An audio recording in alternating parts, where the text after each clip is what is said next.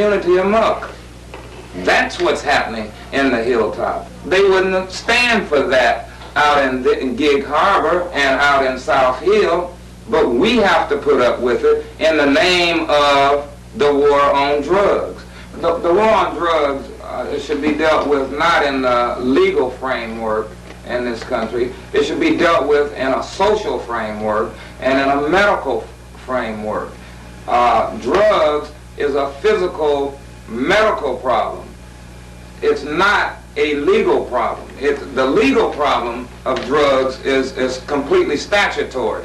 The things that happen behind people taking drugs may be a legal problem, such as people who rob and steal and assault and kill to get the drugs or to protect the drugs.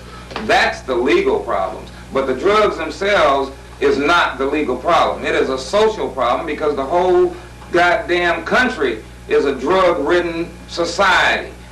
The problem with America is that they're not dealing with it in that particular fashion. They don't understand. They want to separate and say, well, these drugs are good because we use them, so they're okay. But these drugs over here are no good, so if you use them, we're going to lock you up. That's not the way to deal with the drug problem. The way to deal with the drug problem is to treat the people who have these problems. Number one. And number two is to deal with it in a social ramification and understand that drugs are a symptom of another problem.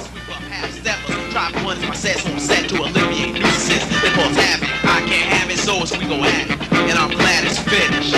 Yo, coming straight from the mind through a steady, strong lyrical content.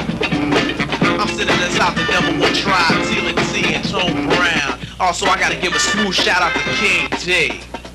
Last but never least, giving lyrical praise to the Lord.